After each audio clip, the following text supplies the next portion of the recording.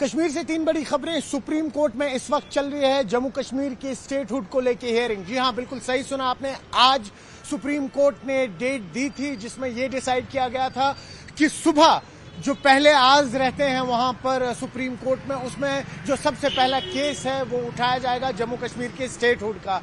आपको बताते चले कि जस्टिस गवाई जो हैं वो इस वक्त इस केस की सुनवाई कर रहे हैं। वही यहां के 3 से 4 पेटिशनर, जिसमें से एक जहूर अहमद भट्ट लॉयर हैं यहां के, वो इस वक्त कश्मीर में ही है, जुड़ नहीं पाए। कुछ देर पहले ही न्यूज 18 ने उनसे बात की जिसमें उन्होंने कहा कि वीडियो कॉन्फ्रेंसिंग के थ्रू इस वक्त हियरिंग चल रही है, जिसमें कहीं ना कहीं ना अब सिर्फ यहां की पॉलिटिकल पार्टीज बल्कि यहां के लोगों की भी उम्मीदें बढ़ रही हैं, क्योंकि 2019 के बाद जो स्टेटहुड की मांग बढ़ी है उसके चलते हुए कई सारी पॉलिटिकल पार्टीज की डिफरेंट ओपिनियंस, प्रक्रियाएं सामने आई और वही लोग जो हैं कहीं ना कहीं इस वक्त इसी इंतजार में है कि कब सुप्रीम कोर्ट से ऑर्डर आएगा और जम्मू कश्मीर का स्टेटहुड वापस से बहाल होगा। हालांकि आपको बताते चलें कि सुप्रीम कोर्ट ने यूनियन गवर्नमेंट को 14 अगस्त का वक्त दिया था और कहा था कि इस केस पे आगे बढ़ा जाए, लेकिन किन्हीं कारणों की वजह से कोई रिप्लाई नहीं आया था यूनियन गवर्नमेंट का।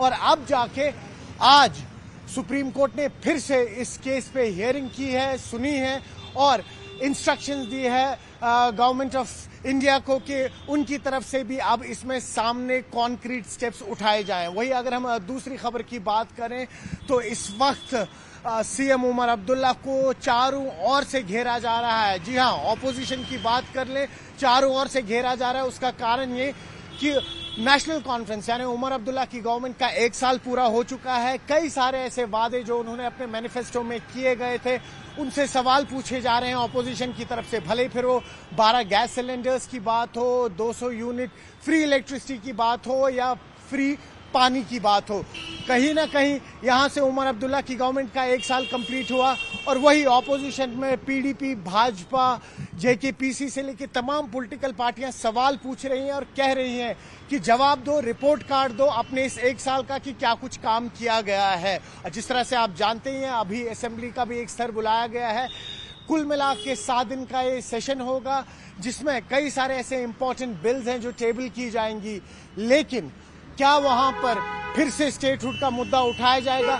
क्या वहां पर नेशनल कॉन्फ्रेंस को फिर से कटघरे में खड़ा किया जाएगा और उनसे पूछा जाएगा कि पिछले 1 साल में उन्होंने क्या काम किया है? लेकिन सबसे इंपॉर्टेंट चीज ये कि कई सारी ऐसी इंपॉर्टेंट बिल्स जो लोगों से जुड़ी हुई है, उनकी बहबूदी से जुड़ी हुई है, क्या उन बिल्स को एड्रेस किया जाएगा या नहीं? तीसरी खबर का रुख करेंगे। वही आज उपराज्यपाल मनोज सिन्हा श्रीनगर के स्पोर्ट्स कॉम्प्लेक्स में पहुंचेंगे, जहां पर आज जम्मू कश्मीर पुलिस की जानिब से एक स्पोर्ट्स जूडो कंपटीशन होने वाला है। आपको बताते चलें कि हाल ही में इस वक्त कश्मीर में, स्पेशली श्रीनगर की बात करें तो 69th नेशनल स्कूल गेम्स का आगाज हुआ था, जिसमें कई सारी टीम्स ने पार्टिसिपेट किया था जो न सिर्फ जम्मू कश्मीर से थे बल्कि पूरे देश भर से आए हुए थे। उसी के चलते हुए कई सारी टीम्स अब आगे फाइनल्स में पहुंचने की तैयारी कर रही है। हमने देखा कि किस तरह से कल एक क्लोज कंपटीशन के चलते हुए जम्मू कश्मीर की जो अंडर 19 फुटबॉल टीम है उन्होंने सेमीफाइनल्स के लिए क्वालिफाई किया है। वही उपराज्यपाल का आज स्पोर्ट्स सेंटर में दौरा होगा। कहीं ना कहीं स्पोर्ट्स को बूस्ट दिया जा रहा है इस वक्त, न सिर्फ एलजी एडमिनिस्ट्रेशन की तरफ से बल्कि सीएम उमर अब्दुल्ला की गवर्नमेंट की तरफ से भी। एम और ऑब्जेक्टिव यही कि जो इस वक्त यहाँ का नौजवान ड्रग की तरफ रागिब हो रहा है उसको वापस से स्पोर्ट्स में कैसे इन्वॉल्व किया जाए, क्योंकि हमने माजी में भी देखा कई सारे एथलीट्स हैं जम्मू कश्मीर से जिन्होंने अब अपना नाम न सिर्फ नेशनली बल्कि इंटरनेशनली भी रोशन किया है। आप जुड़े रहिए न्यूज 18 जेकेएलएच डिजिटल के साथ।